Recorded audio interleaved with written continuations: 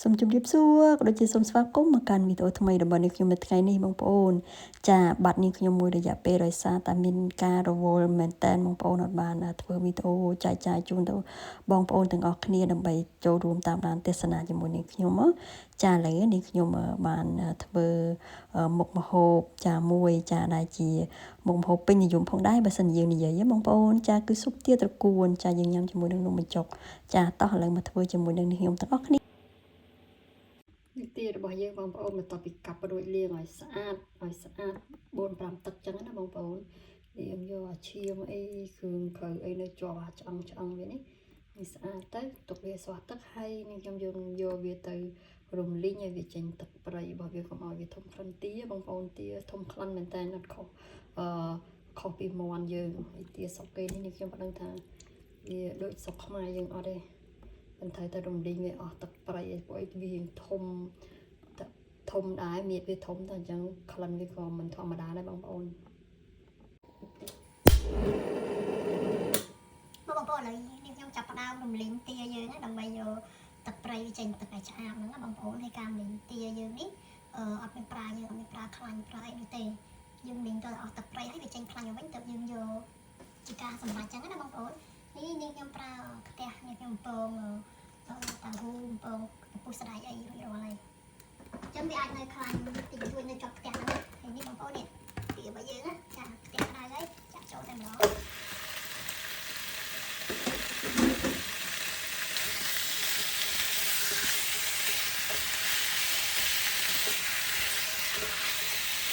ទៅបែបនេះគឺទារបស់យើងហ្នឹងទី1គឺអត់ស្អាតតែសំខាន់ទៀតហើយទី2គឺជួយជំរុញក្នុងការធ្វើទាយើងនេះកុំឲ្យខូចពេកណាកុំឲ្យខុសពេកបងប្អូនទី2កុំឲ្យខុសពេកចាវាខុសខូចផងដែរយើងឆ្អឹងឡើងម្សៅទៅណាយើងបងត្រីនេះតែបន្តទឹកត្រីចេញអស់ហើយបានចេញខាងណាយើងបន្តវាអត់ព្រៀងពេកណាចាយើងទៅតែព្រៀងអត់ឆ្ងាញ់ដែរបងប្អូនយើងតឲ្យវាឡើងឡើងពណ៌ក្រហមពេញទៅចឹងណាឲ្យអស់ខ្លាំងពេញទៅគឺខ្លាំងនៅឡើយក្បែរវាតែម្ដងគឺខ្លាំងផងបងប្អូននេះពេញខាងវាខ្ញុំបានគ្នាខ្លាំងពេញខ្លះអស់ចាហ្នឹងវាខ្លាំងនៅខាងក្បែរវាឲ្យវាពេញខ្លាំងទៅទៅវាអស់ទឹកត្រីទៅទារបស់យើងវាអត់ស្អាតបងប្អូនបន្តរំលីងវាចាំទៀតបងប្អូនខ្ញុំសូមបន្ថែមស្រាទៅចូលទៅបន្តិចដើម្បីឲ្យវាកាត់ក្លិនពីរឿងស្អាតតែម្ដងកុំឲ្យយើងមានទៅខាងបាយ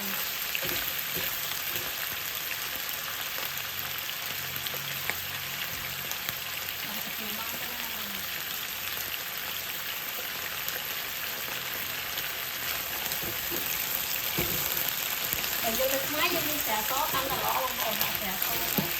យើងមកហូបទៀតយើងយកវាស្រាយក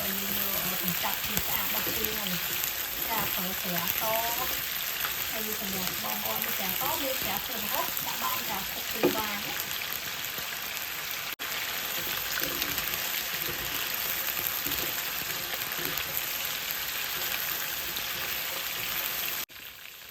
បងប្អូនរួចរាល់ហើយខ្ញុំយកគ្រឿងប៉ុណ្ណឹងណាចានេះស្រស់ខ្លាញ់បងប្អូនទៅណាការខ្លាញ់ពេញពីទាស្បែកទាចាខ្លាញ់អត់យកទេបងប្អូនខ្លាញ់ច្រើនពេកយកតែសាច់ទាបានហើយពេលធ្វើចាគ្រឿងប៉ុណ្ណឹងបានទេកុំឲ្យគ្រឿងខ្លាំងពេកយើងគ្រឿងខ្លាំងពេកទៅជាខ្សោះវិញសាច់យើងណាយើងនឹងវិញប៉ុណ្ណឹងទៅឈ្ងុយនៅល្មមហើយឆ្ងាញ់ហើយឆាប់ផុយទេបងប្អូនមកឥឡូវមកធ្វើជាមួយនឹងខ្ញុំបន្តទៀតណាតែនេះណាបងប្អូនគឺជាគ្រឿងផ្សំធ្វើទាត្រកួនរបស់យើងណាគឺជាគ្រឿងខ្មែររបស់យើងទាំងអស់ហ្នឹងដែលមានដូចជាគល់ស្ក្រៃដែលចាដំវាបងប្អូនដើម្បីវាមានក្លិនឈ្ងុយកាន់តែឈ្ងុយឈ្ងប់ហើយនឹងស្លឹកក្រូចសើចខ្ទឹមសខ្ទឹមក្រហមហើយនឹងរំដេងហើយនេះខ្ញុំដាក់រួចកាពិបន្តិចបងប្អូននេះកាពិកំពតចាគឺមិត្តភក្តិគាត់ឲ្យមកអុយគឺឈ្ងុយមែនតើឆ្ងាញ់ណាស់កាពិកំពតគេនឹងបងប្អូនអើយឈ្ងុយចាហើយអត់មានរសជាតិវិញក៏អត់ប្រៃខ្លាំងដែរចាបានកាពិកំពតនេះធ្វើទាត្រកួនរបស់យើងគឺកាន់តែពិសេសតែម្ដងចាហើយសម្រាប់នេះនាងខ្ញុំប្រើម្ទេសចាយើងនៅខ្មែរ miền bờ tây phào ở chẳng các bông ôn dương thèm hay dương cần dương tới tay này nhóm cầm bay lươn lươn á nhóm này cứ chia mà sai một tê để thưa cơm chỉ bông ôn dương mà thưa bàn trà cứ gọt hoa hai vợ miền bò sạch tiệt trắng á na trà tạm bắt tới một tê phào nó khang Australia còn miền đai một tê phào cream bên đây còn làm bia đầm lại về riêng thay hay nam mối dương thưa ấy bị nhập trắng á dương trà nhưng nhóm cái thay vô một tê cơm chỉ này tới cứ việc bàn chụp lệnh về tròn chẳng hay có việc mình thay đó bông ôn một thằngอยู่ทมได้ดอกเดือนล้านจะให้นี่คือตักโดงจะอย่างปลาโดงนี่ให้บองปอนจะบองปอนในคำบองปอนเมียนประเภทโดงตักโดงไอจะปลาตตามหมากนั่งเตยให้ไปยืมเมียนโดงสระที่ได้ด่ากันแต่แอมแต่มาดองคือโดงสระจะแต่นี่ยืมเธอตามจะสไลด์บองปอนยืมเมียนไอยืมด่านั่งเตยจะยืมด่าตักทอมมาได้กับบ้านจะโอเคแล้วมาเธอจะมวยหนึ่งยมแต่ก็เคลียร์ต่อเลยจับดาวที่บองปอนนี่คือเจียคลังเตี้ยยังดูด่าตาปีสเปียบายเต้นงการรำลิงเครื่องจะเอาโยเฉยเลยยังด่าคลังจังเต้คลังยังเจนเตี้ยเหมือนไปช่วยได้ช่วยการช่วยด่าปัตตานีติ่งตุ้ยบางคนช่างยังเรียนกระดาษตีเส้นจำยังเครื่องโชว์เลยกระดาษไว้จะเอาสำลีให้กระดาษบางคนจับโจ้นะช่วยอย่างนี้ดีอ่ะช่วยบางคนเราคลันช่วย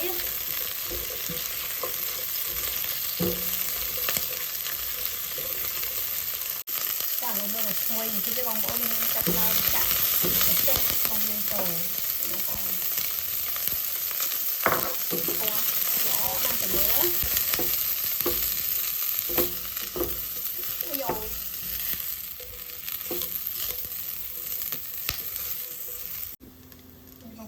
จับรำนาตะปิโจจางให้แรงสกอตนอตโจเต้โจมีสูดได้ซามีปลาตัดซาวิลสูดแต่ติดอะไรยังจัดมอนยังเจียยังโจเต้เลยกะปิจางต่อปิเกลือยังช่วยกะปิในนี้มีสกอตนอตโกเนี่ยดอกไม้เรียมเนียนตัวกันสะอาดสกอตเท้าจมูกลงเตะต่อเท้ายืนนะจ่าจมูกเคลียร์ยืนเราจมูกแต่ยืนโก้ยืนยำสังกอคนทำตัวสะอาดสลอบยืนอย่างนี้ปลาเตะเท้าไอ้นั้นยืนด่าโก้สกอตเท้ามือเตะเท้าตึ๊ดสะอาดมาก่อนแต่ตอนนี้ยืนรอเด็กตีจัดเตี้ยว่ายืนโจมหมดติดจับเจ้าโกงเครื่อง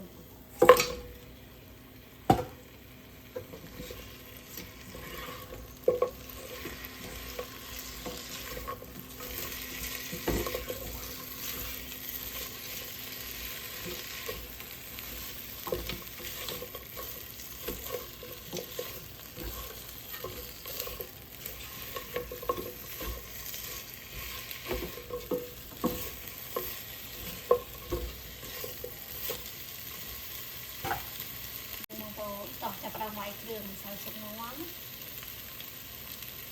ดักบอลติ๊กน้องจำไม่ขอเนาอยู่ดักฟันให้เลยโอ้ยดังหมดเลยได้จอง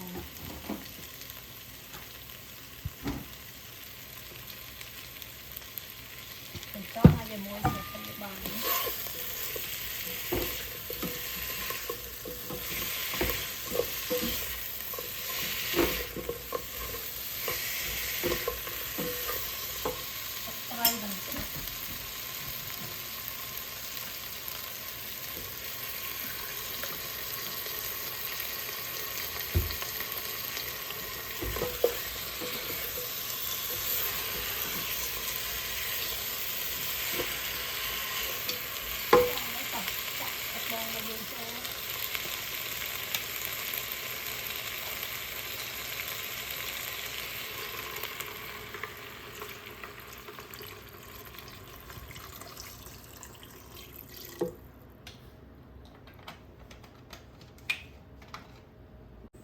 บางคนยังខ្ញុំដាក់ទៅហួរដាក់បងប្អូនអើយ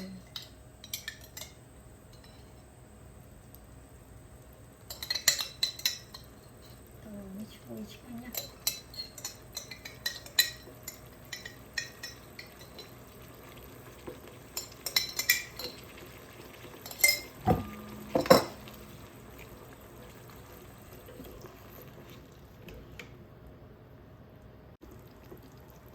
ហូរមិញយើងស្ទើកោះកែវថ្មី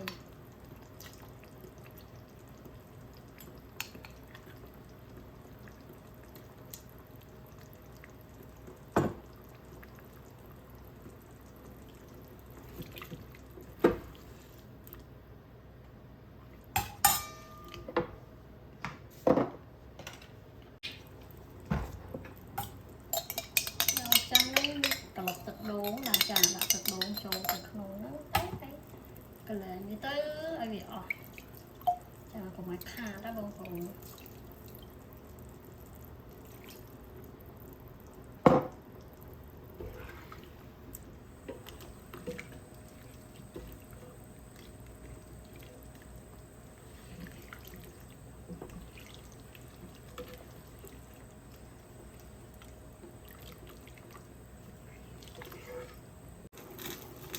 ទៅបន្តទៅបងប្អូ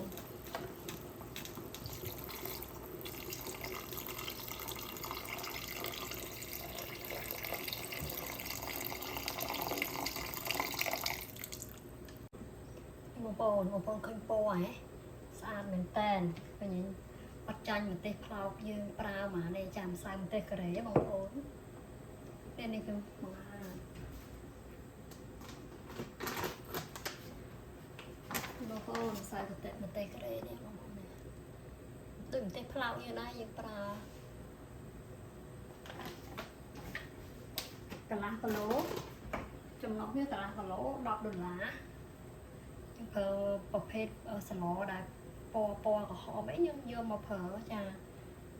ហើយធ្វើគឹមជ្រីក៏ធ្វើទៅពណ៌ស្អាតដែរបងប្អូនទីបើយើងចិត្តផុយឯងបងប្អូនអើយចិត្តផុយឯងពួកយើងឆារំលីងឲ្យម្សៅណា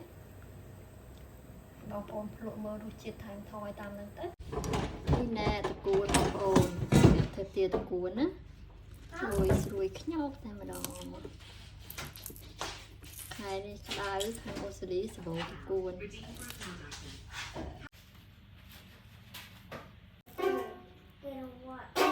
នេះគឺជាគ្រឿងសម្រាប់ដាក់ស៊ុបទាតកួនរបស់នាងខ្ញុំបងប្អូនចាមានដូចជាត្រាវបំពងតៅហ៊ូបំពងហើយនឹងពពុះសណ្តែកយើងបំពងខ្លួនឯងចឹងណាចាមានគេលក់ស្រាប់ឯតែបងប្អូនចាជាជំរឿនរបស់បងប្អូនឯងបងប្អូនចង់ទិញស្រាប់ឬមួយបំពងខ្លួនឯងចាទៅតាមនឹងចាអ្វីដែលនេះចូលចិត្តខ្លាំងសម្រាប់ទាតកួនហ្នឹងគឺនេះណែគឺត្រាវបំពងបងប្អូនចានៅពេលដាក់ទៅគឺញ៉ាំទៅគឺផុសឆ្ងាញ់តែម្ដងចា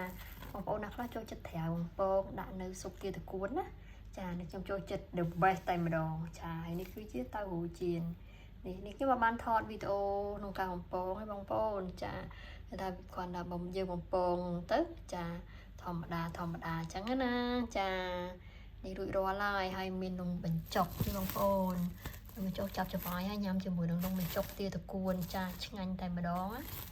សម្រាប់ទឹកជ្រក់នេះខ្ញុំប្រើទឹកតៅហ៊ូ